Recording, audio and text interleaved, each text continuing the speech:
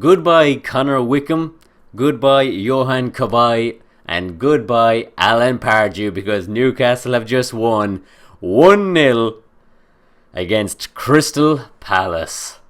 Hello everyone, it's the Toon Army back again with another video, and once again a happy video. Newcastle have just beaten Crystal Palace 1-0, and boy does it feel good.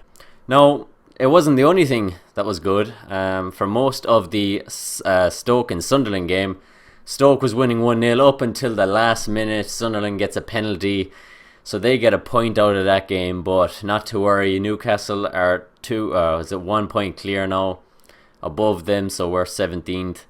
And but again, Sunderland does have a game on hand, but let's forget about that for now. We are out of the relegation zone for now, and let's hope it stays that way. So, Rafa Benitez, I think he made one change in this game, replaced Ayoze Perez with Gini Wijnaldum. Was this a good decision? I'm not too sure. Perez has been poor, but so has Wijnaldum. Wijnaldum didn't have a bad game, to be honest. It wasn't towards the end. He kind of disappeared again, like he normally does.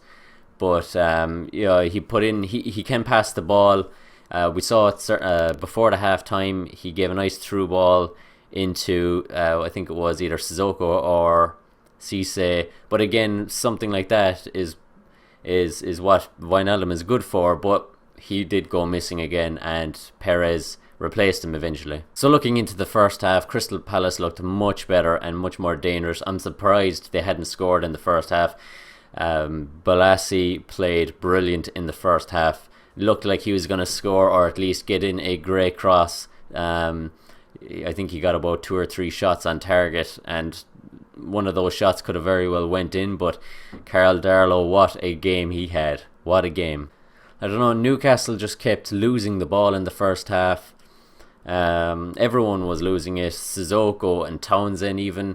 The first half, I don't know how many times I had to keep shouting at and roaring at the TV because we just kept losing the ball. It looked like we were going to lose, or at least go 1-0 down in the first half, and luckily we didn't. We stuck it out, and then when it got to the first half, we Newcastle fans know that Rafa Benitez can work some sort of magic at halftime and change the player's mind completely to go out and actually win the game and score a goal, and he seems to do it in every game. So once we got the first half out of the way, which luckily we did, and without conceding, the second half came. No changes were made, but Newcastle started to look much better. It was all Newcastle. We had full possession of the ball. We were attacking and attacking and attacking, getting chances here and there, but none of them coming off. Townsend had a good few chances in close to the goalkeeper in the box, but it ended up either going over the line or just being messed up completely.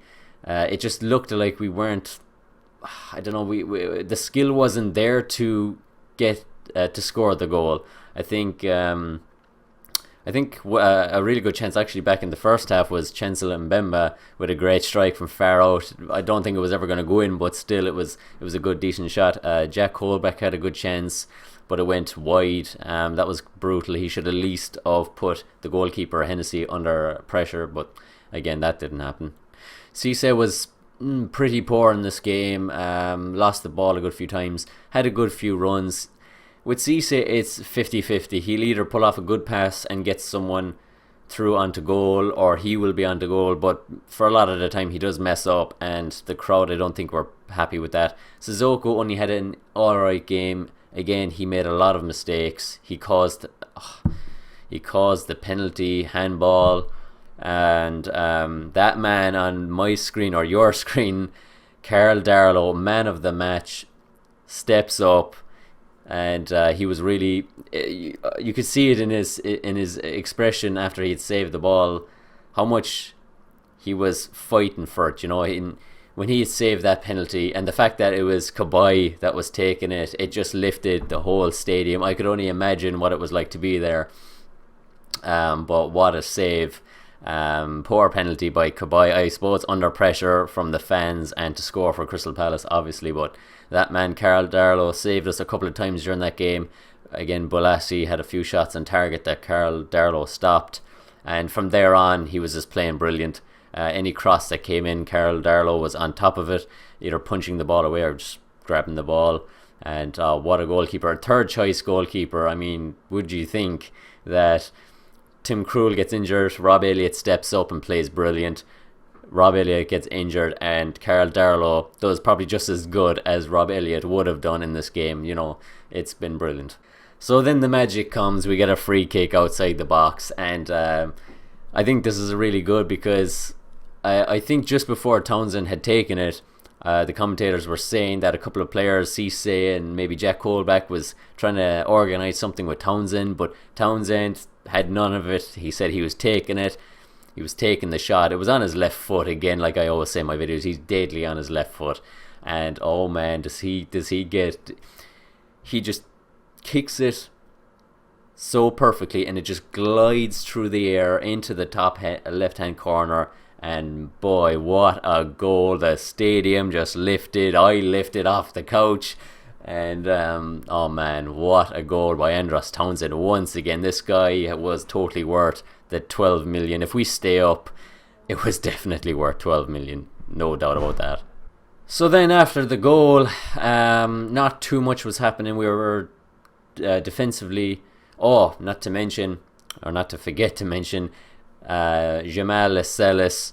I think this was either in the first half or the second half, I'm not too sure, I forget, but I think Connor Wickham was through on goal, and the pace of Lascelles, he got back with his right foot, puts in a sliding tackle, and this is in the box, I think, puts in a sliding tackle, gets the ball away from Connor Wickham, and he's away with the ball, Lascelles, and oh, what a challenge. It once again played a brilliant match, and same with Mbemba. Both of them played very well. Dummett played very well, and Anita played very well, and that's not something a Newcastle supporter was able to say all season, because our defence was I don't even want to go there again. But yeah, like I said, there wasn't too much happening afterwards. Mitrovic soon enough then came on for Papi Cisse.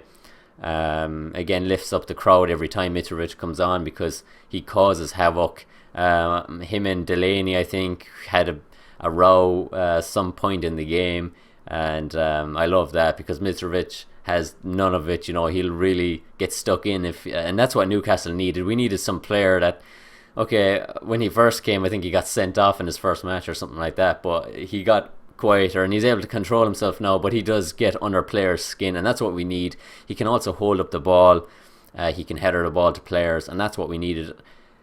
I don't know, in the next game, should Cisse start again? It is against Aston Villa, so that's probably the way it will happen, but Mitrovic, oh man, it was good bringing him on. And then Anita gets injured. I didn't actually see it. I wasn't too sure what had happened, but it didn't look too serious, so hopefully he will be back for the next game, because we need Anita now, as strange as that seems to be. But we need Anita, and Shelvey comes on for him. I don't know, Shelvey, to me, he just looks slow and clumsy. Maybe his confidence has just been dropped. I'm not too sure, but yeah, he just looks slow when if someone gets around him with the ball, he starts running, but his head's just down. He's just running after him, and I don't know. That's why he's not starting, obviously. But again, with probably no choice because Anita got injured. So Perez came on for Wijnaldum. Perez didn't play too bad. I think shortly after he came on, he had a good chance. I think he tried to chip Hennessy, but it just went over the bar. So yeah, that was a good enough chance, I suppose. And he also gets another chance, I think, towards the end of the game. God, even though we were winning, but I suppose it was the pressure. It just drove me mad. I think Perez was running through on goal. Obviously, the defenders chasing him, but he could have crossed it off to, I think it was either Townsend, and that didn't happen. He went all the way by himself and lost it. And stuff like that really annoys me, especially if there's a chance to at least pass it off, you know, unless you have incredible pace and the skill to put it off at the end and get the goal. But yeah, Perez hasn't had that recently, and that just drove me insane. So thank God the full-time whistle came. Newcastle win 1-0, and it was a mixed emotions. obviously delighted that we won. But I couldn't believe my phone.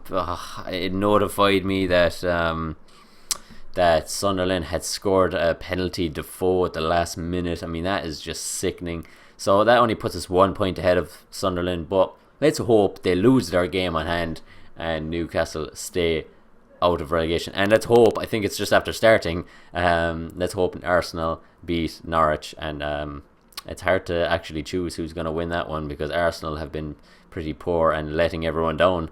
Not only their own fans, but they've been letting down other fans at the same time. So yeah, it's not good. So guys, we've got Aston Villa next. We're at home. Or are we away? Well, no, we're away to Aston Villa, but we should get a win. And then we're at home to Spurs. We need to win those 2 games. Hopefully Leicester win either at Man United or their next game, because if that happens, they've won the league and Spurs mightn't really bother as much in the last game, and Newcastle would have a great chance to win that. So let's hope Leicester wins at some point and takes the title, and that would be great for Newcastle. So a win for Newcastle. It feels good this evening. It's a good evening, nice and sunny outside. And Karl Darlow, man of the match. Townsend, brilliant free kick, great goal. We deserved it, especially in the second half. They came out fighting. Rafa Benitez did his magic once again. So guys, that was my video for the Newcastle and my reaction to the Newcastle and Crystal Palace games. Let me know in the comments below what you thought of it. Who was your man of the match? I think there's only one guy, and that's Karl Darlow. Do you think we've got a chance now to stay up? I personally do, but again, it's risky because it's down to Sunderland, which it doesn't make us feel good, but let's hope that doesn't happen. But let me know what you thought of the game in the comments below. Was the starting 11 good? Was the substitutes good? And yeah. So thanks for watching, guys. It was the Toon Army. Click this subscribe button if you want, and also click the in the description. I have a link to my Twitter. You can follow me on Twitter. And yeah, if you like the video, give it a like, and like I said, comment below. So stay tuned, guys. I'll be making another video again this week towards the Aston Villa game. Can we stay up? I think we can. Come on, the Toon!